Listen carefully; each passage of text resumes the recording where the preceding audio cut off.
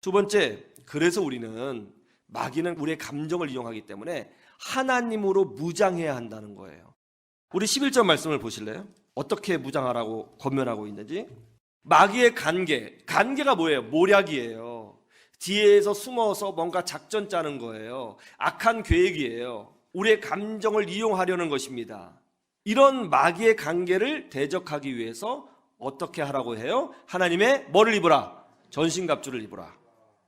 그럼 하나님의 전신갑주가 뭐예요? 14절에서 17절에 보면 하나님의 전신갑주를 이렇게 설명합니다. 14절에서 17절 아주 멋있게 설명하고 있어요.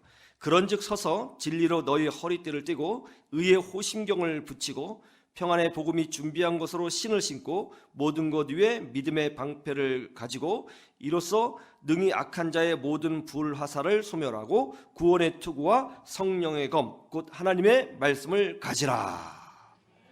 너무 멋있죠? 진리의 허리띠, 의의 호심경, 복음의 신발, 구원의 투구, 믿음의 방패, 성령의 검. 이것은 그 당시에 로마 병사가 완전 무장했을 때의 모습을 그대로 설명하고 있는 거예요. 그런데 이 의의 호심경, 믿음의 방패, 성령의 검, 이것의 핵심적인 의미는 뭘까요? 바로 이어서 나와요. 그 의미가 19절에서 20절 이렇게 나옵니다. 또 나를 위하여 구할 것은 내게 말씀을 주사 나로 입을 열어 복음의 비밀을 담대히 알리게 하옵소서 할 것이니 이 일을 위하여 내가 쇠사슬의 매인 사신에 된 것은 나로 이 일에 당연히 할 말을 담대히 하게 하려 하심이라. 무슨 말이냐면 지금 사도 바울은 구금 상태에 있습니다. 즉 감옥에 있어요. 여러분, 감옥에 있으니까 복음을 제대로 전할 수 있겠어요? 없겠어요? 복음을 제대로 전할 수가 없게 되는 것이죠. 그리고 언제 죽을지 모르는 그런 위급한 상황에 있는 거예요. 그럼에도 불구하고 사도 바울이 지금 뭐라고 말씀하고 있어요? 비록 내가 감옥에 있으나 이 감옥에 있는 것 때문에 오히려 복음이 더 잘 전파될 수 있도록 기도해달라. 정말 놀라운 말씀 아니에요? 원래 이렇게 기도해달라고 부탁해야죠. 빨리 풀어놔서 복음을 힘있게 전할 수 있도록 기도해 주세요 라고 해야 되는데 사도 바울은 뭐라 그래요? 이렇게 감옥에 맺힌 것 때문에 복음이 더 잘 전해질 수 있도록 기도해달라. 이게 무슨 의미예요? 사도 바울은 이런 거죠. 하나님은 어떤 나쁜 상황이든지 어떤 상황이든지 그런 모든 상황을 바꾸어 선으로 만들어내신다. 그런 확신이 있다는 거예요. 어떤 상황에 빠져 있든지 어떤 위기에 빠져 있든지 어떤 안 좋은 일을 만났든지 하나님은 그런 것들을 선으로 바꾸신다. 이것이 바로 뭐예요?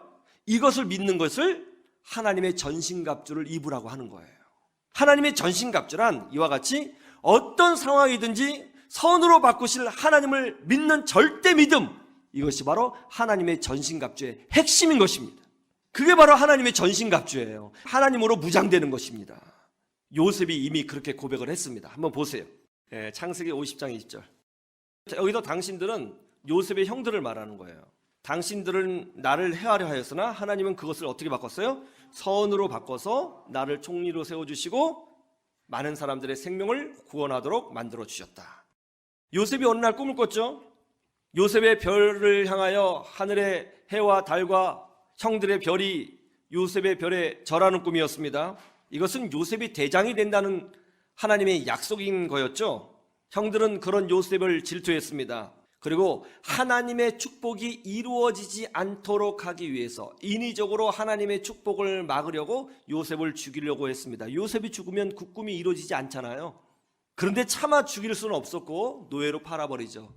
그런데 웬일이에요? 노예로 팔려간 요셉이 마침 이집트 황제를 보좌하는 시위 대장의 집에 팔려 들어가게 됩니다. 거기서 노예로 살았습니다. 그런데 그때 주인집 부인의 모함으로 인하여 요셉이 지하 감옥에 갇히게 되었죠. 지하 감옥에서 떡 관원장과 술 관원장을 만나게 됩니다. 그들이 이상한 꿈을 꾸었습니다. 요셉이 해석을 해주었죠.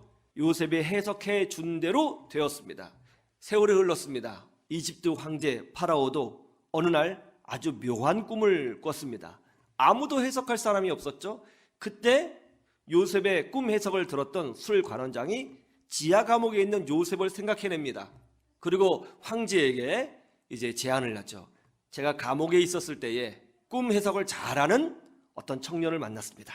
그 청년을 한번 불러와서 황제님의 꿈을 해석하도록 하는 것이 어떻겠습니까? 그래서 요셉이 황제 앞에 서게 됐죠. 그리고 그 꿈을 해석해 줍니다. 그의 지혜에 놀란 이집트 황제 파라오는 요셉을 총리로 만들어 줬던 것입니다. 형들은 요셉을 죽이려고 했죠. 그리고 버렸습니다. 요셉은 버림받았어요. 그러나 하나님은 그런 모든 나쁜 상황을 선으로 바꾸셔서 생명을 구원하는 놀라운 기적을 보여주셨다는 거예요. 하나님의 전신갑주가 뭔지 아세요? 하나님은 모든 상황을 선으로 바꾸신다고 하는 그 믿음을 품고 있는 것, 그것이 바로 하나님의 전신갑주예요. 이런 분명한 하나님의 전신갑주가 있으면 악한 마귀가 절대로 얼씬하지 못하는 것입니다. 보세요. 모든 상황이 안 좋아요. 그런데 하나님은 이것을 바꾸신다라는 믿음이 있으면 마귀가 우리의 감정을 가지고 장난칠 수 있겠어요? 이런 믿음이 있으면 흔들릴 수 있겠어요? 여러분, 이런 믿음 때문에 하나님이 우리와 함께 하시고 이런 믿음 때문에 우리에게 기적을 보여주시는 것입니다. 전신갑주로 무장하시기를 주님의 이름으로 축원합니다. 세 번째는 찬송으로 무장하라는 거예요. 왜 그렇죠?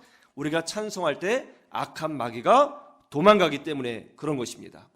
사울왕이 악귀에 고통을 당하고 있을 때에 어떤 일이 있었죠?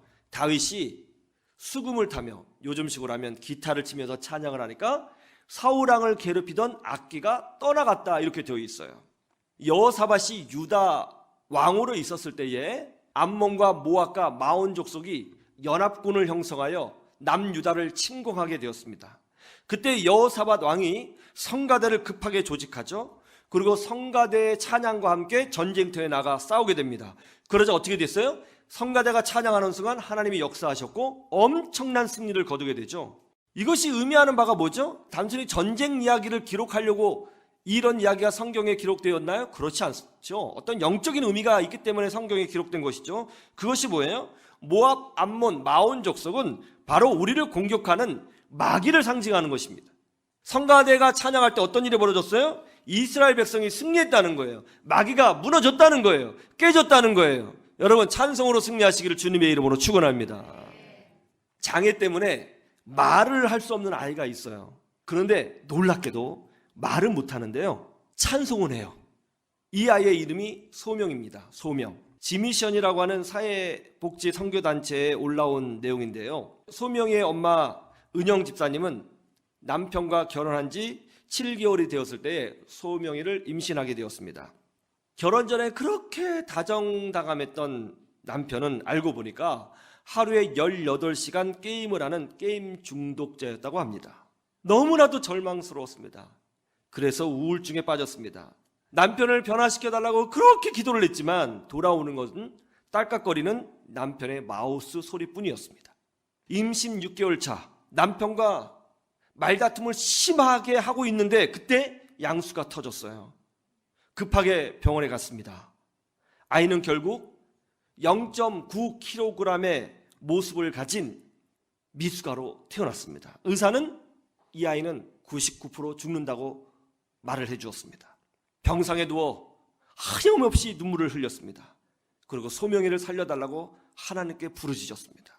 정말 기적 같은 일이 일어났어요. 죽는다고 했던 그 조그만 아이가 생명을 유지했고 살아나게 되었습니다. 그러나 소명이는 장애를 갖게 되었어요. 앞을 보지 못하게 되었고 말을 하지 못하게 되었고 제대로 걷지 못하게 되었습니다. 이런 모습을 본 남편은 아이와 함께 나가서 그냥 죽어버려! 이렇게 소리를 치고 저주를 퍼부었습니다. 그 말을 들으니까 살고 싶지가 않았습니다.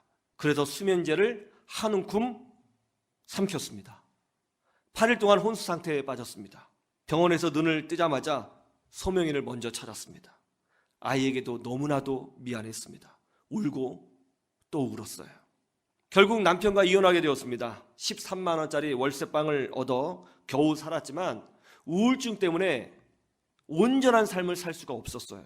소명이는 1년의 절반을 병원에서 지내야 했습니다. 아이가 3살 되던 무렵 아이와 함께 죽으려고 한강을 찾아갔습니다. 죽을 결심을 하고 아이의 얼굴을 보는데 아이가 환하게 웃는 거예요. 그 모습에 정신이 번쩍 들었습니다. 이건 아니야. 아이를 안고 가까운 교회로 뛰어들어갔습니다. 그리고 엉엉 울면서 하나님께 죄송하다고, 제가 한번 살아볼 테니 힘을 달라고 울면서 간구했습니다. 그렇게 아이를 인내하며 키우고 있는데 어느 날 기적 같은 일이 벌어졌습니다. 예배 시간에 찬양을 막 하고 있는데 말을 못하는 소명이가 찬양을 따라 부르는 거예요. 그것도 가사를 다 외워버립니다. 집에 서 있든 길에 있든 찬양을 하는 거예요. 말은 못해요. 찬양을 부르는 거예요. 소명의 찬양을 듣는데 그게 하나님 목소리처럼 들립니다. 하나님의 메시지처럼 들리는 거예요. 그리고 그 소명의 찬양을 통해서 하나님의 사랑이 무엇인지를 깊이 깨닫게 되었습니다. 눈물이 막 쏟아지는 거예요. 눈물이 막 쏟아지는데 그 순간 우울증이 완전히 치유되는 기적을 체험하게 되었습니다. 이제 죽을 거라고, 평생 걸을 수 없을 거라고, 온전한 삶을 못할 거라고 했던 소명이는 이제 13살이 되어 자기 발로 학교에 다니고 있습니다. 기적 같은 일이 벌어진 거죠. 여러분, 찬양의 능력이 있다는 것을 믿으시길 주님의 이름으로 축원합니다. 마귀는 우리를 무너뜨리려고 지금도 우리를 공격하고 있습니다. 특별히 마귀는 우리의 감정을 이용하죠. 이때 우리는 하나님의 전신갑주를 입어야 합니다. 하나님의 전신갑주는 뭐라고요? 하나님은 어떤 상황이든 선으로 바꾸신다. 그걸 믿는 것이죠. 이 믿음으로 우리는 하나님을 찬양하는 것입니다. 그러면 악한 마귀는 물러가고 우리 교회와 여러분 영혼과 가정에 하나님 나라가 임하고 축복이 임하고 능력이 임하는 것을 보게 되는 것입니다. 하나님의 전신갑주로 무장하여 승리하시기를 주님의 이름으로 축원합니다.